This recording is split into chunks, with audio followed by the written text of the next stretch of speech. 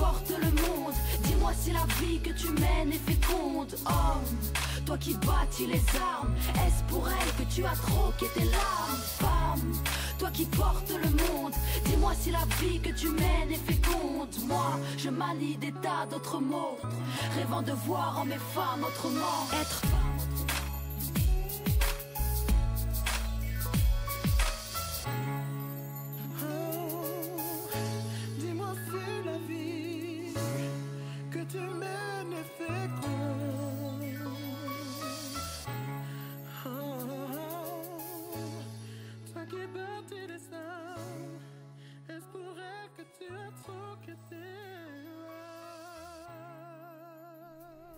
Je devais rester sur mes gardes.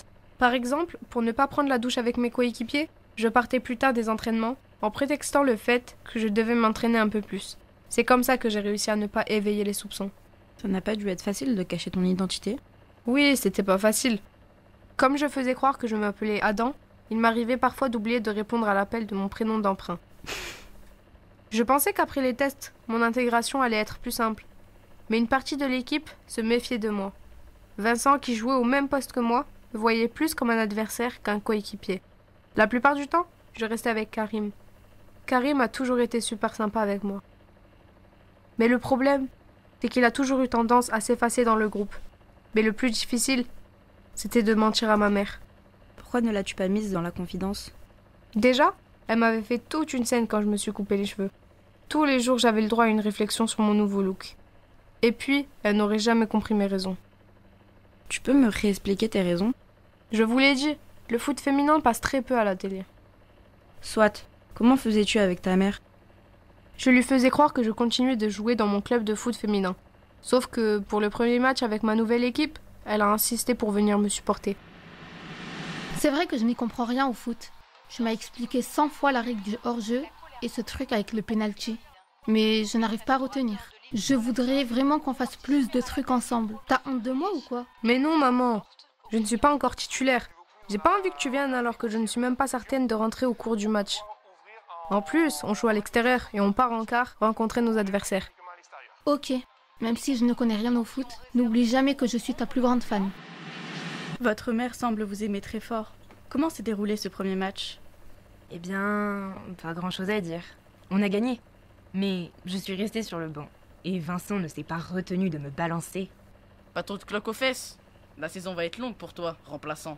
Mais la balle a tourné. Quelques matchs suivants, on était menés à la mi-temps. Et le coach m'a donné ma chance. Le sort avait voulu que je remplace Vincent. Vincent, il est grand, costaud, et quand il parle, tout le monde l'écoute. Ses airs de méchant, je pensais que c'était juste une carapace. On faisait partie de la même équipe, alors j'étais loin de me douter. Enfin, c'est vrai qu'il faisait souvent des remarques, des blagues pas drôles, mais quand même. Un jour, il a planqué mes crampons, et à la place, il avait mis une paire de chaussures à talons.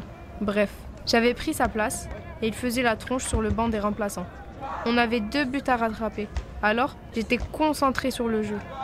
Hé, je suis démarqué!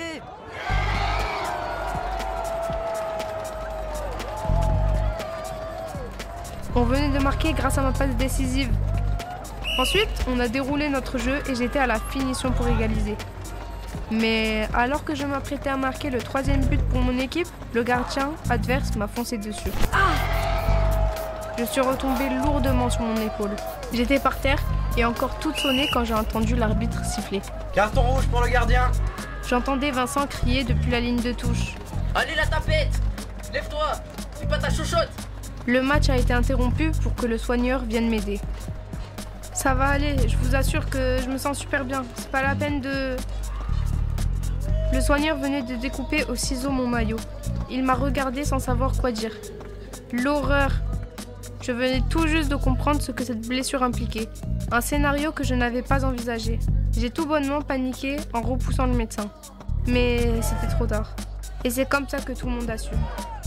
J'ai quitté le terrain pour qu'on me bande le bras et l'épaule. Le coach n'est même pas venu prendre de mes nouvelles. Karim est venu me retrouver à l'infirmerie. Il a porté mon sac et on a quitté le stade. Vincent et certains joueurs de l'équipe nous attendaient à un carrefour. À cet instant, Je me croyais au tribunal. Ils se sont tous tournés vers moi, regard froid. Tu t'es bien foutu de notre gueule. Moi qui croyais que t'étais gay, c'est encore pire. Laisse-la tranquille. Tenez-le! Par réflexe, j'ai essayé de courir, de m'enfuir. Seulement, Vincent m'a attrapé par les cheveux et m'a traîné par terre. Ses amis, et donc mes coéquipiers, se sont agglutinés autour de moi et m'ont rué de coups. Karim en a eu pour son compte aussi. En rentrant à la maison, j'ai éclaté en sanglots. Mon rêve venait de se briser et ma relation avec ma mère a suivi aussi. Aujourd'hui, je me sens seule. Je ne suis ni un homme, ni une femme.